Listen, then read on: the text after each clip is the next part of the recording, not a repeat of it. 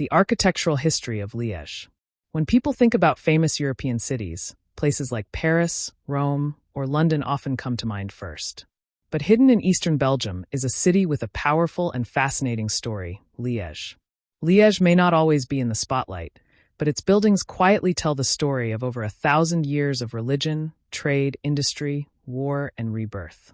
From medieval churches to smoky factories, from grand train stations to modern glass towers, Liège's architecture shows how a city can survive change and keep reinventing itself. This is the architectural history of Liège. 1. The land before the city. Long before Liège had streets, churches, or stone walls, this land was shaped by the Meuse River. The river made the area perfect for settlement. It provided water, food, transport, and protection. Early tribes lived here even during Roman times. The Romans built roads and small settlements nearby, but Liège itself was still small and quiet. Everything changed in the 7th century. 2. The birth of Liège, 7th to 10th century. The real story of Liège begins with Saint Lambert. Saint Lambert was a Christian bishop who was murdered around the year 705.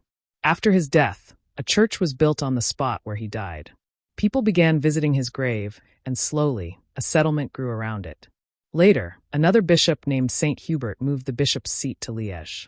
This decision transformed the small settlement into an important religious center. Early architecture. The earliest buildings were very simple. Wooden churches, small stone chapels, basic homes clustered around religious sites. These early structures didn't try to look beautiful. They were built for survival and worship. But Liège was growing fast. 3. The Prince-Bishop City, 10th to 18th century. For nearly 800 years, Liège was ruled not by kings, but by prince-bishops. This made Liège unique. The bishop was both a religious leader and a political ruler. This meant architecture in Liège focused heavily on church power, authority, and protection. Romanesque architecture, 10th to 12th century.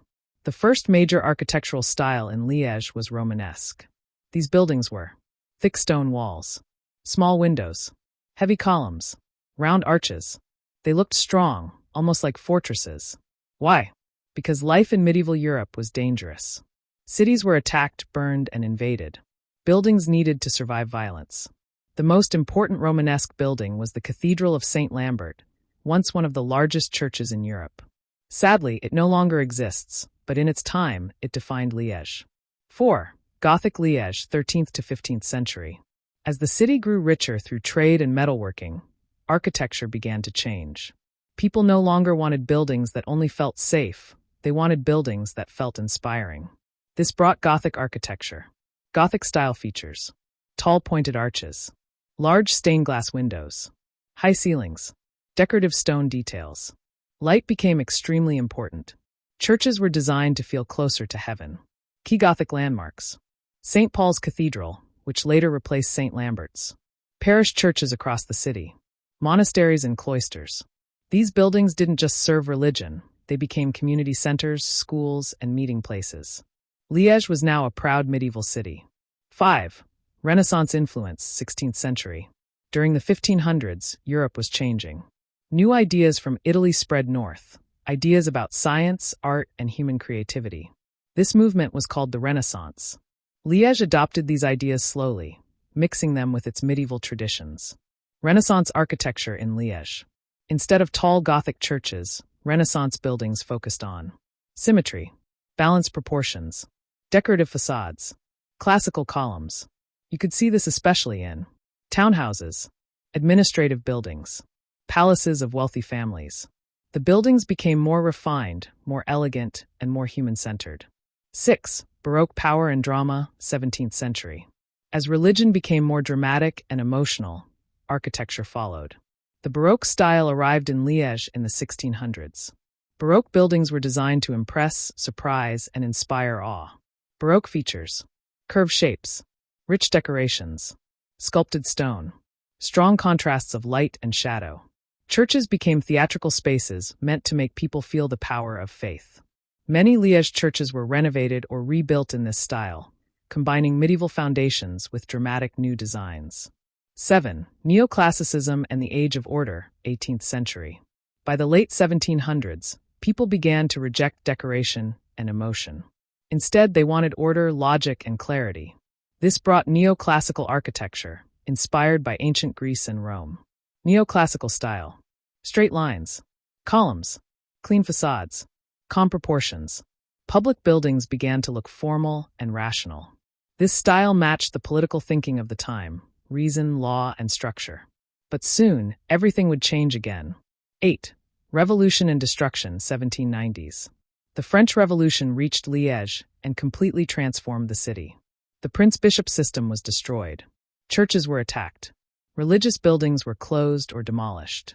The greatest loss was the Cathedral of St. Lambert, which was torn down stone by stone. Today, its former location is Place St. Lambert, the heart of modern Liège. This moment marked the end of medieval Liège and the beginning of a modern city. 9. Industrial Revolution, the City of Smoke, 19th century. The 1800s changed Liège more than any other period in history. Thanks to coal, iron, and factories, Liège became one of Europe's first industrial cities. Architecture now focused on production. Industrial buildings, factories, steel mills, warehouses, worker housing. These buildings were functional, cheap, built quickly. Beauty was no longer the goal, efficiency was. Entire neighborhoods were built for workers, often with narrow streets and identical houses. Liège became known as the Steel City. 10. New styles in the 19th century. Even during industrial growth, architecture didn't stop evolving. Eclectic architecture. Architects began mixing styles. Gothic details, Renaissance windows, classical columns.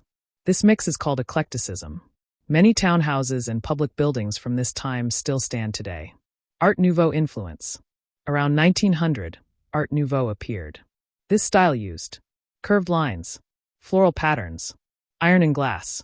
Though Brussels became famous for Art Nouveau, Liège also embraced it, especially in private homes and shops. 11. War and Destruction, 20th century. The 20th century brought 2 world wars.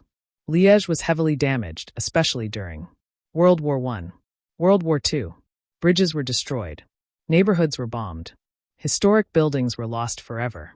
After the wars, the city needed rebuilding fast. 12. Post-war modernism, 1950s, 1970s. Speed became more important than beauty. This era brought modernist architecture. Modernist features: concrete structures, flat roofs, simple boxes, large housing blocks. Many historic areas were replaced with modern buildings. At the time, this was seen as progress. Later, many people felt something important had been lost.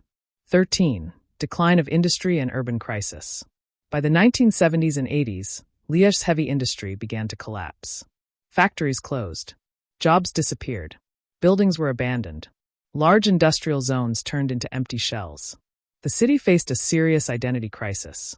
But once again, Liège adapted. 14. Renewal and rebirth, 1990s present. Instead of destroying the past, Liège began to reuse it. Old factories were transformed into cultural centers, offices, museums, creative spaces. Historic buildings were restored instead of demolished. The symbol of modern Liège. The strongest symbol of renewal is Liège-Guillemens railway station. Designed by architect Santiago Calatrava, it opened in 2009. The station features massive white steel arches, glass walls, open space, and natural light. It connects Liège to the future while respecting its past as a transportation hub. 15. Modern architecture today. Today, Liège blends many eras side by side. Medieval churches, neoclassical squares, industrial warehouses, contemporary buildings of glass and steel. Modern projects focus on sustainability, public space, riverfront redevelopment. The Meuse River, once used for industry, is now becoming a place for people again. 16. A city written in stone. Liège is not a city with one architectural style. It is a layered city. Each generation left something behind. Faith shaped the medieval churches. Power shaped palaces. Industry shaped factories. Modern life shapes today's skyline. Its beauty doesn't come from perfection, it comes from honesty. You can see struggle. You can see rebuilding. You can see survival. Final thoughts. The architectural history of Liège is not about grand empires or royal palaces. It is about people. Workers, bishops, builders, engineers, families, all shaping the city bit by bit.